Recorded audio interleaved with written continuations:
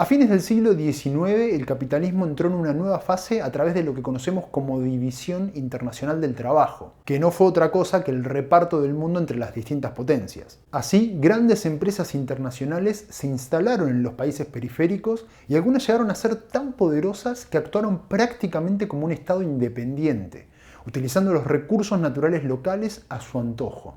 Los dos ejemplos más paradigmáticos son la United Fruit Company en Centroamérica, Cuba y Colombia, especializada en la producción de banana, y la Forestal en Argentina, dedicada a la explotación del quebracho colorado para extraer el tanino. ¿Cuáles fueron las implicancias del accionar de estas empresas sobre el ambiente y sobre la vida de las personas? Para saberlo, quédate hasta el final de este video de Historia Disidente.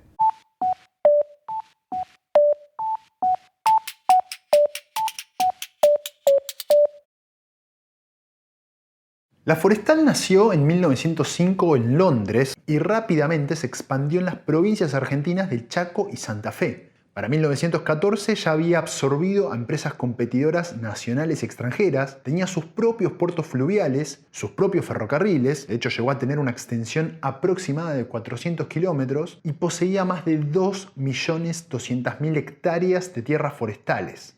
Para 1920, es decir, en menos de 10 años, ya concentraba el 80% de la oferta de tanino, dominando completamente el mercado del quebracho, e incluso llegó a invertir en actividad ganadera, lo que le valió que se hable del pulpo de la Forestal. En palabras del historiador Alejandro Jasinski, implantó un asfixiante régimen social. Fue la rectora de la vida social, económica, cultural y política de la región, un verdadero estado dentro de otro estado. Pero para entender su poder es necesario entender la importancia del quebracho colorado, un árbol nativo de América del Sur aprovechable por su madera y por su alto contenido tánico, es decir, de tanino. El tanino es utilizado para el curtido y teñido de las pieles de animales y por lo tanto para la producción de zapatos, valijas, carteras, etc. El quebracho colorado abundaba en los bosques y selvas de la región chaqueña argentina, en las actuales provincias de Formosa, Chaco, Santiago del Estero, el este de Salta y el norte de Santa Fe. Pero la explotación sistemática de este árbol empezó desde mucho antes del surgimiento de la forestal, a mediados del siglo XIX. Se usaba para la construcción de muebles, durmientes ferroviarios, embarcaciones, puentes, postes de telégrafo y como fuente de energía para locomotoras y fábricas. A fines del siglo XIX, con la llegada de los capitales alemanes, franceses y sobre todo ingleses, se intensificó la explotación para extraer el tanino.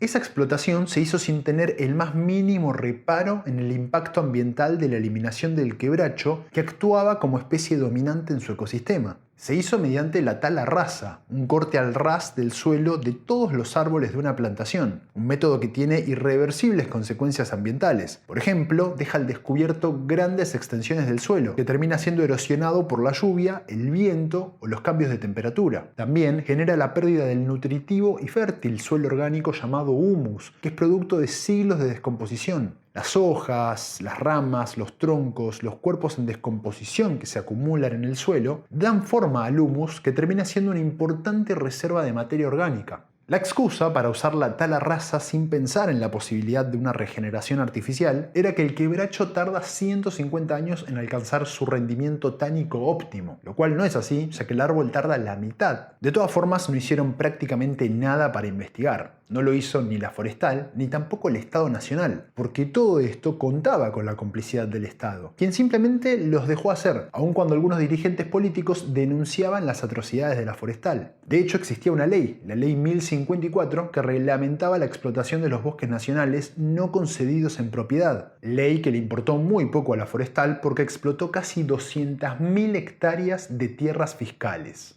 Como dice Brailovsky, la depredación no se redujo a los bosques, sino también a las condiciones laborales y de vida de los trabajadores. Estos cumplían su labor en el monte, como hacheros, labradores o leñadores, o como obreros en las fábricas de tanino, siendo acerrineros, toneleros o fundidores. En los montes, los trabajadores estaban sometidos a las enfermedades transmitidas por los mosquitos, a las mordeduras de los polvorines, que era una especie de mosca mordedora, y a las picaduras de víboras, que llegaron a ser tan frecuentes que en un momento la justicia debió reconocerlas como accidente de trabajo.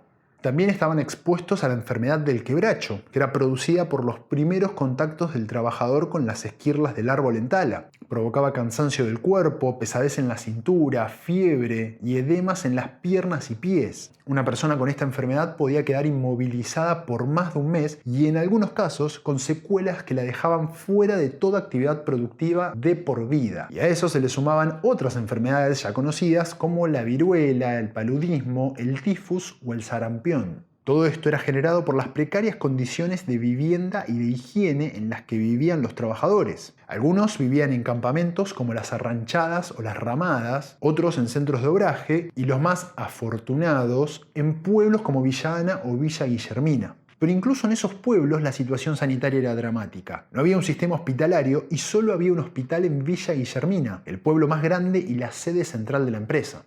Si todo esto les parece mucho, escuchen lo siguiente. La Forestal emitía su propio dinero con el que pagaba a sus empleados y que solo era válido para comprar alimentos en proveedurías de la misma empresa, a precios inflados y muchas veces en muy mal estado. Recién en 1925 se sancionó una ley que hizo obligatorio el uso de la moneda nacional de curso legal para pagar. Además, los intentos de organización de los trabajadores fueron duramente reprimidos. La empresa tenía su propia fuerza represiva, la Gendarmería Volante, que era financiada ni más ni menos que por el gobierno de Santa Fe, que estaba a cargo del radical Enrique Mosca. El punto más brutal de esa represión fue durante el ciclo de huelgas que se llevaron a cabo entre 1919 y 1921 y que según el diario La Vanguardia dejó entre 500 y 600 personas muertas.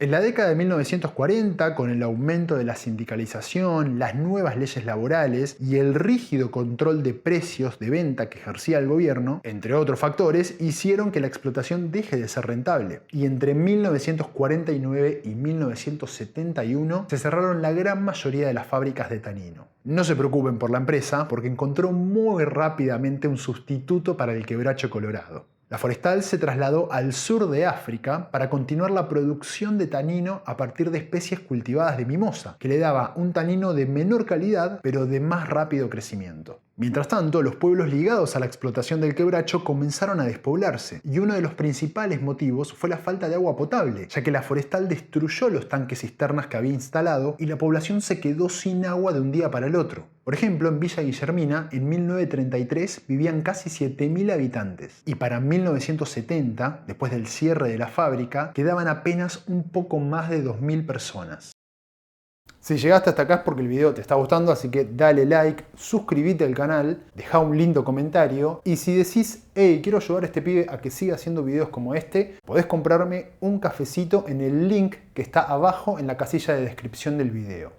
La United Fruit Company, también conocida como UFCO, se dedicaba a la explotación del banano en Costa Rica, Honduras, Guatemala, El Salvador, Panamá, Cuba y Colombia. En estos países, la producción y la comercialización de la banana cobró importancia a principios del siglo XX, igualando o en algunos casos superando al café. Por ejemplo, en Honduras, la banana llegó a representar el 88% promedio del total de sus exportaciones, convirtiendo a ese país en el primer exportador mundial de bananas a partir de 1917 y hasta después de la Segunda Guerra Mundial, cuando sería reemplazado por Ecuador. Pero el cultivo de esta fruta en esta región se había iniciado mucho tiempo atrás, a mediados del siglo XIX, en las tierras fértiles y lluviosas del litoral atlántico costarricense, hondureño y guatemalteco. En ese entonces, pequeños y medianos agricultores independientes, nacionales, vendían los racimos a comerciantes extranjeros. Su desarrollo como cultivo de exportación se produjo mediante la inversión de capital extranjero, más específicamente estadounidense, y podríamos decir que tiene un año clave, 1899. Ese año, Minor Cooper Keith, un empresario bananero y ferroviario, y los dueños de la Boston Fruit Company fusionaron sus empresas dando origen a la United Fruit Company, la UFCO, que muy rápidamente se convirtió en la más poderosa productora y comercializadora de banana. Keith tenía grandes contactos en el gobierno de Costa Rica porque estaba casado ni más ni menos que con Cristina Castro Fernández, hija del expresidente costarricense José María Castro. Y gracias a esos contactos, en 1877 heredó de su tío Henry Meeks una concesión para construir un ferrocarril desde San José hasta el puerto de Limón, un recorrido estratégico. Además, logró que el gobierno le entregue la concesión para operar ese ferrocarril libre de cargas impositivas y por 99 años. Y por si eso fuera poco, también le otorgaron una enorme superficie de tierras ubicadas a lo largo de las vías férreas. La UFCO no estaba dispuesta a compartir sus beneficios, ni con los pequeños y medianos productores a los que fue desplazando, comprando sus empresas o recurriendo a métodos ilegales o coercitivos, ni tampoco con las grandes compañías bananeras que eran sus principales competidoras, la Standard y la poderosa Cuyamel, las cuales también fueron desplazadas y absorbidas por la UFCO. En 1904 fundó la International Railways of Central America, la IRCA, que llegó a poseer la mayoría de los ferrocarriles centroamericanos. El transporte era fundamental, pero en el caso de la banana muchísimo más, porque había que emplear el menor tiempo posible para llevar los racimos hasta los buques, y el límite máximo entre el momento del corte del fruto y del consumo no podía ser más de 3 o 4 semanas. Por eso, la posesión de ferrocarriles y el control de los puertos desempeñaron un papel clave en la consolidación del poder de la UFCO. Eso le permitió incrementar sus latifundios, controlar el comercio exterior y desplazar a los productores nacionales. Para el año 1926, la empresa poseía 650.000 hectáreas de tierra, incluyendo 70.000 hectáreas de plantaciones bananeras en actividad. Todo de una sola variedad, la llamada banana Gros Michel, una variedad más que conveniente porque le producía grandes racimos que eran resistentes a todo el trajín del embarque y además eran estéticamente agradables para el mercado.